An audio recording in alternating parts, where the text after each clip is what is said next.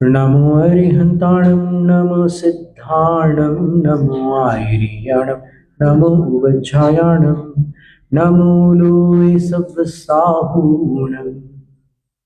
त्रिलोक त्रिकालवर्ती पंच परम गुरुओं को भक्तिपूर्वक नमन। देव शास्त्र गुरुजनों को प्रणाम। आचार्य शांति सागर महाराज श्री को नमन। जिनवाणी माता को वंदन। दीक्षा शिक्षा गुरु आचार्य विद्यासागर महाराज जी को नमस्ते। व्याख्यान माला निर्देशक आचार्य वर्धमान सागर महाराज को नमस्ते। समस्त आचार्य उपाध्याय साधु परमेश्वरियों को नमस्ते। समस्त गणनी आरिका माता जी और शेष आरिका माता जियों को वंदा में। लक्ष्य लक्ष्य लिखाओं इच्छाकार प्रतीक्षाकार।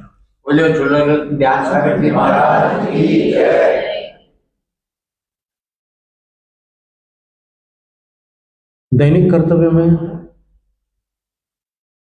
देखो, जिन्होंने गुरुकुल पद्धति से ज्ञान प्राप्त किया है वो जानते हैं कि ये पूर्व देश, जो भारत आदि पूर्वी देश है, यहाँ पर सूर्योदय से पूर्व शैया का त्याग करना होता है। यहाँ से प्रारंभ से चलते हैं। और अगर किसी को पेट में तकलीफ रहती है या छाती में जलन वगैरह रहती है तो उसको प्रातः सवेरे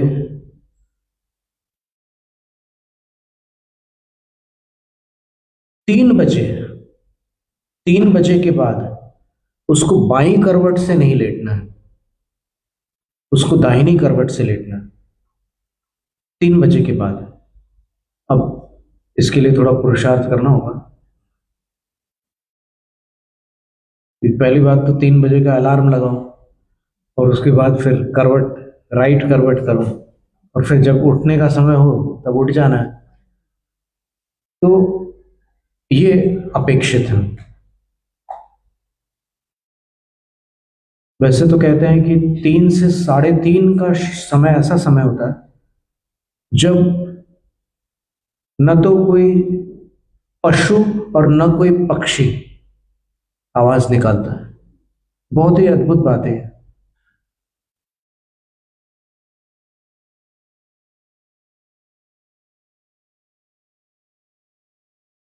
साढ़े 3 पर फिर कुछ पक्षी लोग बोलना प्रारंभ कर देते हैं। और यदि कोई रात में जागा हो, किसी ने ऐसे प्रकृति की ओर ध्यान दिया हो, तो उसको पता होगा कि 3:30 पर कुत्ते लोग भौंकना चालू करते हैं। सुबह सुबह पता नहीं कोई उनको दिख जाता है, कोई तो चालू हो जाता है। और वो 3 से 3:30 तक का एकदम सन्नाटा रहता है। और उसके पहले भी कुत्ते भौंकते हैं रात में, लेकिन 3 से 3:30 का टाइम स्पेशल टाइम है। तो ऐसा कुछ साधक लोग बताते हैं कि उस समय अगर आप, यदि किसी की क्षमता हो, किसी में वैसे शारीरिक अनुकूलता हो, तो वो ये काम कर सकते हैं कि आप नमो ओरियंताणम नमो सिद्धाणम नमो आयर्याणम नमो वज्रायाणम नमो लोहे सवसाहूणम पूर्व दिशा के मुख करके चत्तारि मंगलम अहंत मंगलम सिद्ध मंगलम साहू मंगलम, ये पूरे नमोकार के साथ चत्तारि मंगलम, इसको आप बोलिए। और आप चाहें तो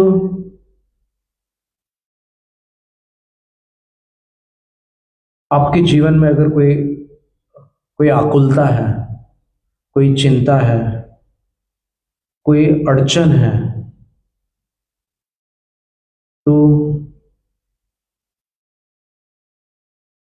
आप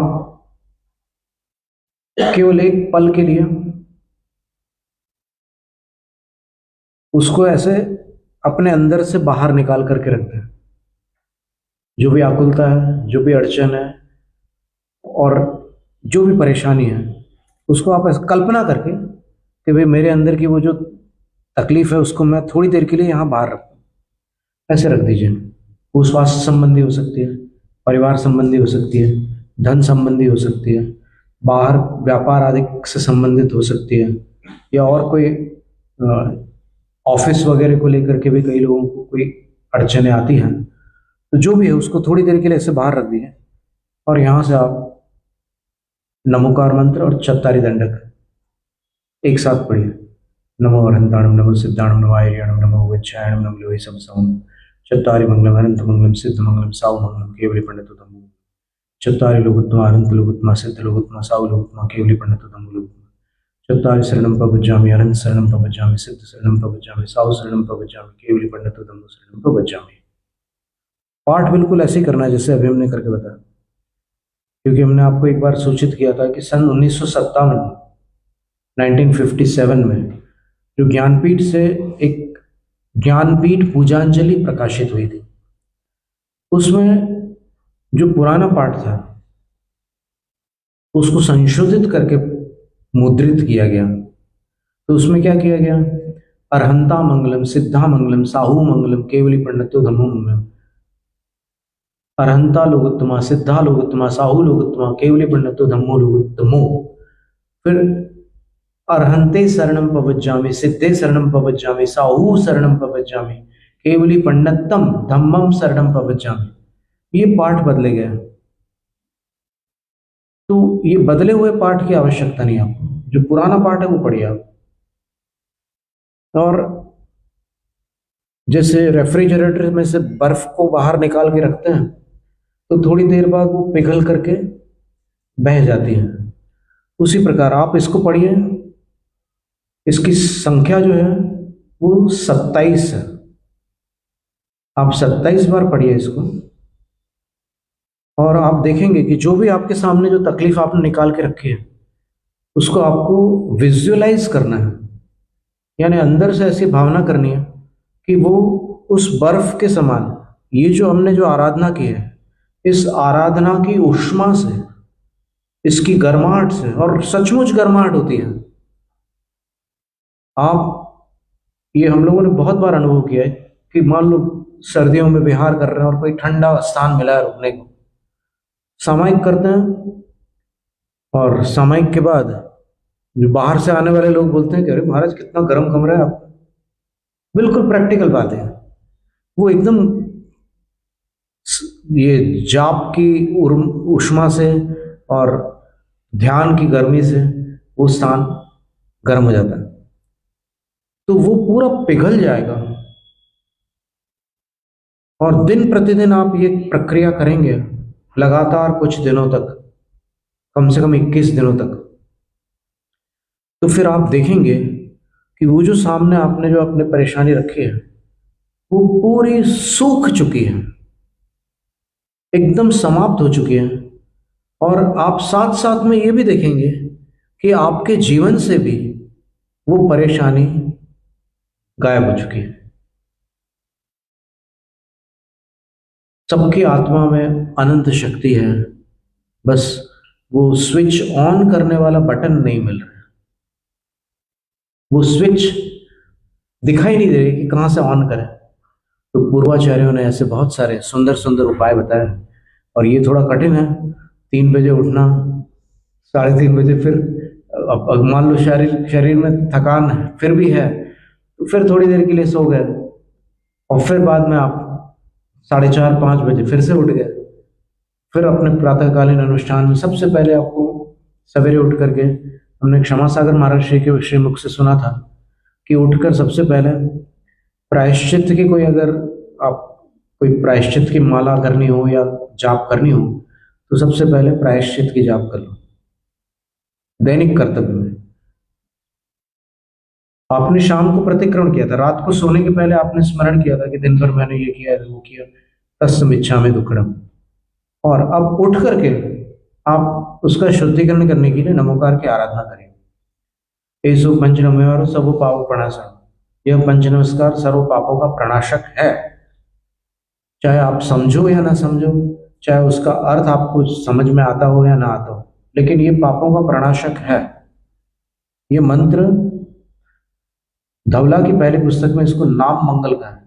केवल नाम मात्र अरहंत आप बोलते हैं तो भी उसका प्रभाव रहता है। तो आपने प्रायश्चित की वो कर ली, फिर सवेरे का प्रतिक्रमण जिनको आता हो वो प्रतिक्रमण कर ले कि हे भगवान, मैंने जो मदिरा, मांस, मधु और 5 उदुम्बर फलों का त्याग किया, 8 वर्ष की उम्र में जैन परिवार में जन्म लेने वाले प्रत्येक बालक इन 8 वस्तुओं का जीवन भर के लिए त्याग करते हैं, और जिनको ऐसा संयोग न मिला हो वो जब जागो तब सवेरा अष्टमूल गुण धारण कर लो।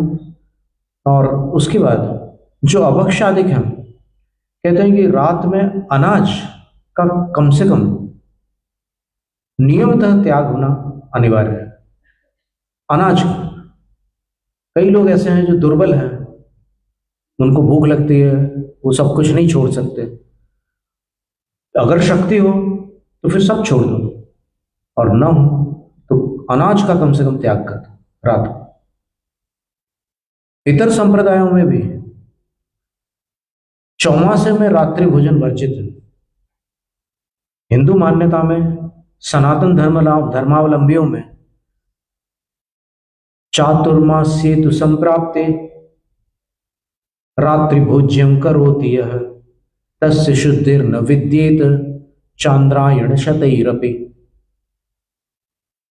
ये श्लोक है, सनातन ग्रंथों में ये श्लोक है कि चतुर्मास शुरू हो जाने के बाद भी जो रात को खाता है वो सैकड़ों बार चंद्रायण तप करेगा तो भी उस पाप को नहीं काट सकता। जो चौमासे में रात को खाकर उसने बांधा है वो पाप कटने नहीं वाला उसका। तो जैनों में तो विरासत से ये चीज मिली हुई है, लेकिन उस विरासत को कुछ लोगों ने गंवा दिया है। तो क्या अपन वापस अपने स्वाभिमान को, गौरव को जागृत करके ये कार्य नहीं कर सकते? इससे आपको कोई हानि नहीं होने वाली। अब सोसाइटी में कहीं जाना पड़ता है तो आप छोड़ो, सोसाइटी कोई, अब संकट में कोई सोसाइटी नहीं आती।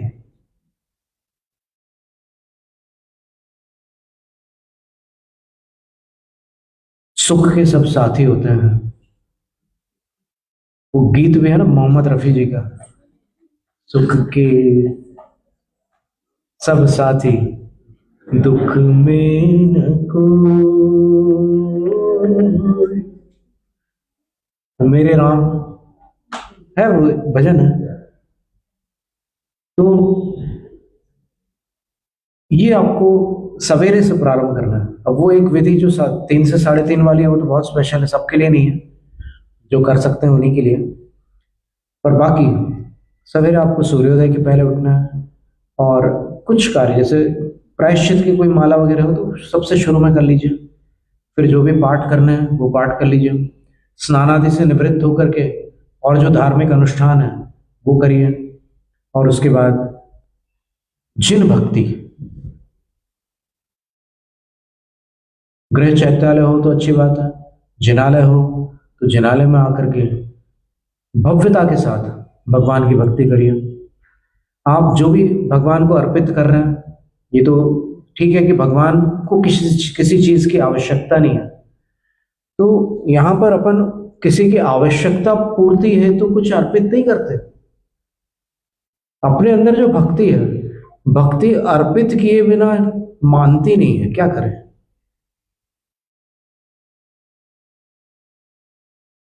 स्वार्थ मांगे बिना मानता नहीं, और भक्ति दिए बिना मानती नहीं है। ये स्वभाव है, क्या करोगे। तो फिर भक्ति अर्पित करती है, और वो अर्पण किसके लिए करती है? जिसके प्रति भक्ति है उसके लिए। अब कुछ लोगों का दिमाग ये भी चलता है कि भाई वो सामग्री कहाँ जाएगी, अब इसकी चिंता आप क्यों कर रहे हो भाई, वो वहां के ट्रस्टियों को सोचने दो। आप भक्त बन करके आए हो या फिर दानी बन करके आए हो मंदिर में, क्या करने आए हो? तो आप इस बात की चिंता छोड़ो। आप भगवान को लक्ष्य करके जो कुछ श्रेष्ठतम है और जितनी आपकी क्षमता है वो उनके लिए अर्पित कर दो, तो उनको अर्पित करने का फल आपको मिलेगा, वरना माली को देने का फल मिलेगा। अगर आप ये सोच करके अर्पित करेंगे कि ये बादाम, ये चावल, ये चीजें वो उठाने वाला है, उसकी तरफ ध्यान करके आप चढ़ाओगे तो वो उसी को चढ़ेगा, वो इनको नहीं चढ़ेगा। तो विधिवत आप सारी चीजें देख लीजिए, शास्त्रों में क्या है वो देख लीजिए, और थाली में और शास्त्रों में क्या अंतर है ये आप थोड़ा प्रयास करोगे तो समझ में आ जाएगा कि कुछ चीज़ें ऐसी है जैसे लवंग है, और भी कुछ चीज़ें, अब ज़्यादा नाम लेने की आवश्यकता नहीं है, तो आपको समझ में आ जाएगा। और जब आप आगम के अनुसार क्रिया करेंगे तब जो आपके अंदर विशुद्धि आएगी, हम विश्वास पूर्वक कहते हैं कि वो आप अनुभव करके देख लेना, आपको अलग ही विशुद्धि का अनुभव होगा। क्योंकि गणधरों की आज्ञा मानना और न मानना, इसमें जो अंतर होता है वो प्रयोग सिद्ध है। आप प्रयोग करके देखेंगे तो समझ में आ जाएगा। ये कर लिया। इसके बाद जब आप मंदिर से वापस जाएंगे, ये तो धार्मिक अनुष्ठान हो गए थोड़े बहुत, फिर वापस जाएंगे तो घर पर भोजन वगैरह की सबकी तैयारी रहती है। जो लोग ऑफिस जाते हैं और जो लोग टिफिन लेकर के जाते हैं, सारे प्रबंध करने होते हैं। तो दुनियादारी ऐसे ही चलती है। तो इन सब बातों का ध्यान रखते हुए फिर रसोई घर की पवित्रता का भी आप थोड़ा सा इस युग में ध्यान दें, तो उससे जैनत्व की रक्षा होगी। रसोई में हर चीज को अनुमति न दी जाए। कुछ चीजें ऐसी हैं जो जैन रसोई के लिए वर्जित है, और केवल इन शब्दों से ही हमें समझ में आ रहा है कि आप लोग को समझ में आ रहा है।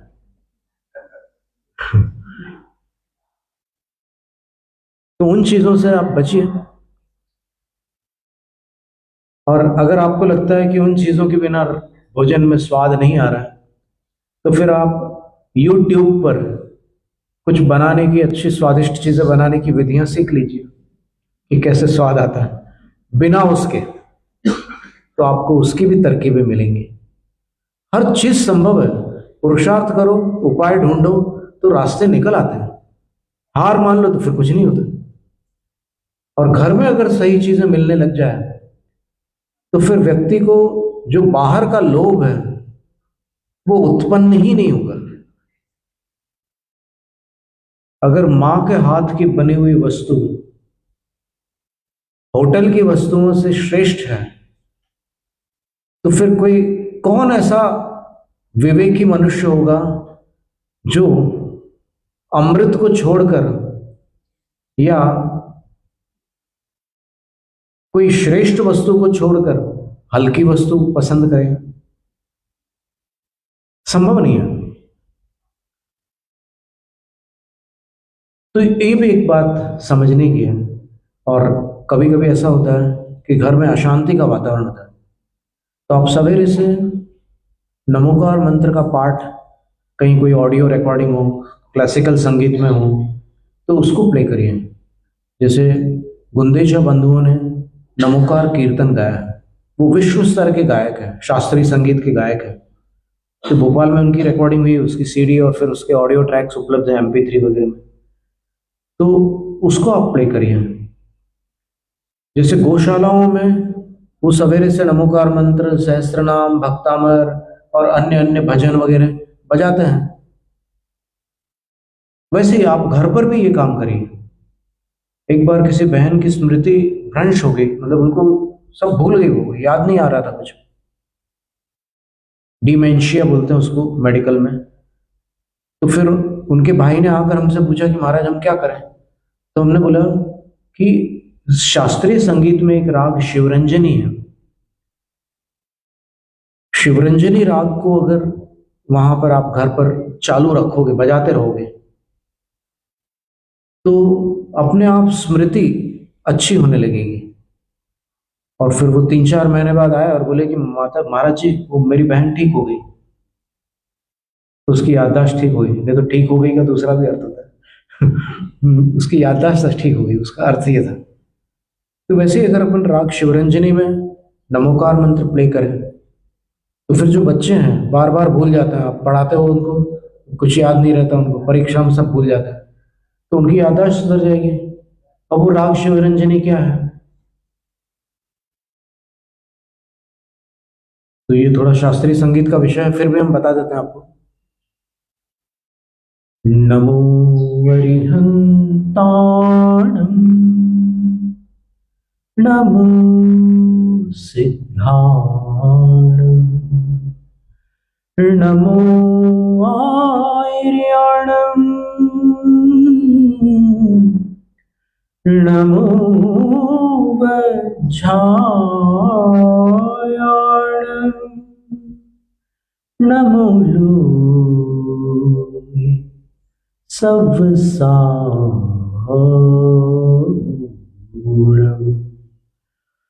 तो सवेरे से संगीत का भी अपन प्रयोग कर सकते हैं घर के वातावरण को ठीक करने के लिए, इससे वास्तु दोष भी बहुत शांत हो जाता है।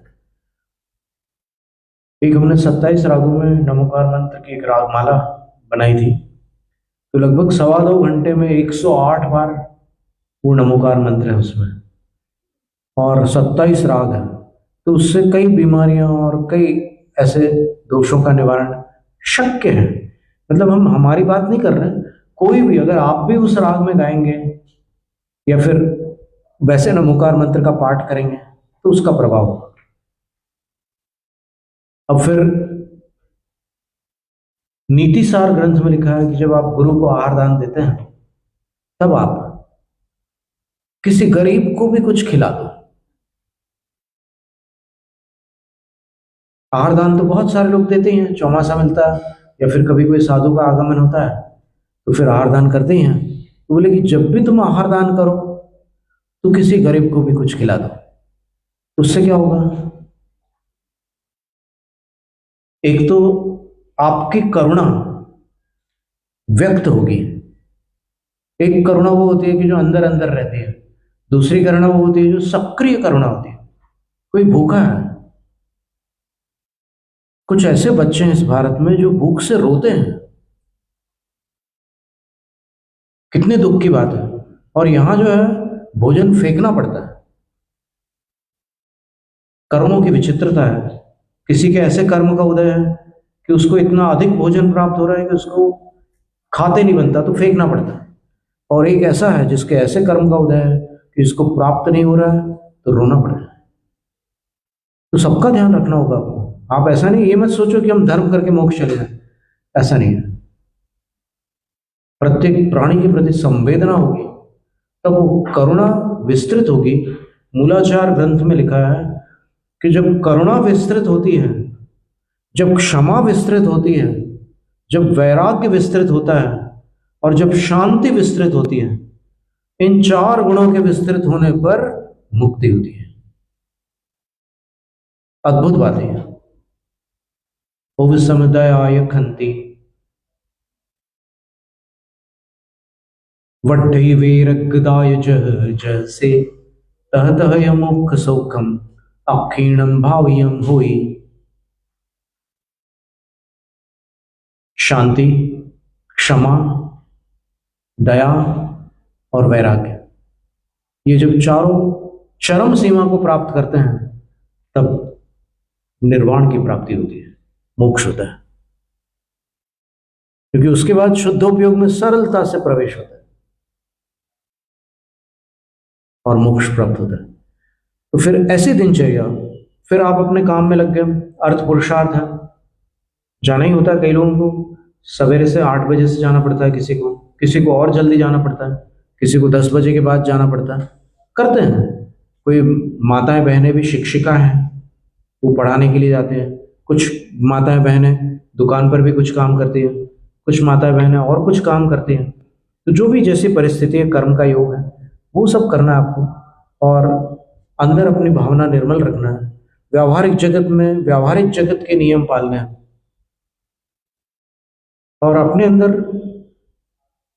ये विश्वास रखना है कि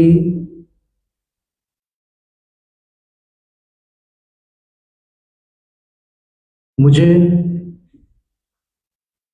अनावश्यक कोई पाप नहीं कमाना है, बस इतना ध्यान रखना है।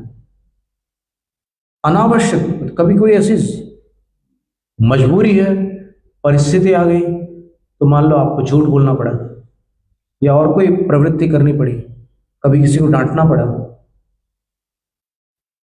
कभी किसी को दंडित करना पड़ा, तो उतनी आप छूट रख लीजिए, लेकिन व्यर्थ में आप झूठ मत बोलिए, व्यर्थ में आप किसी को न सताएं। ऐसा करके फिर अपने भोजन का जब समय हो तब परमेश्वरियों का स्मरण करके फिर भोजन करिए, और भोजन कम से कम 11 बार चबाइए, 11 बार कोई भी चीज। और जिनको मोटापा है वो 20 बार चबाइए, और जिनको हमेशा स्वस्थ रहना है वो अनाज को 32 बार चबाइए। ये तो नियम है आयुर्वेद का, अनाज को। हमने तो बहुत अभ्यास किया इसका, तो आपने देखा भी होगा कई बार वो 32 बार जब चबाते हैं तब वो अंदर उतरने लायक एकदम सहज रूप से उतर जाता है अनाज। फिर उसके बाद बोलते हैं कि थोड़ी देर विश्राम कर लें दोपहर के भोजन के बाद, और 20 मिनट से अधिक ना करें। तो पता चला कि 2-3 घंटे सो गए दोपहर को, सारे काम ठप। फिर उसके बाद, और ज्येष्ठ महीने में विशेष रूप से जेठ मास में 20 मिनट दोपहर को विश्राम करना अच्छा रहता है। फिर उसके बाद जो भी अपनी दिनचर्या है वो की। और जो लोग व्यापार करते हैं उनके लिए एक छोटा सा सूत्र है कि जब भी कोई ग्राहक कुछ लेकर के जाता है तो उससे केवल एक वाक्य आपको बोलना है कि फिर आइएगा। बस इतना इतना एक वाक्य बोलने से आप देखिएगा कि कितना अंतर आ जाता है। ये व्यावहारिक जीवन के नीति वाक्यामृत एक ग्रंथ है, उसमें ऐसे सुंदर सुंदर सूत्र दिए हैं। हमें लगता है कि जिसने भी विवाह किया है अपने जीवन में वो इसको अवश्य पढ़े। जैनम जयतु शासन। वांछित फलदात्री चिंतामणि सदृशमात तेरा, वंदन करने वाले मुझको मिले पता मेरा। बोधि समाधि विशुद्ध भावना, आत्म सिद्धि मुझको मिले और मैं पा जाऊं मोक्ष महासुख।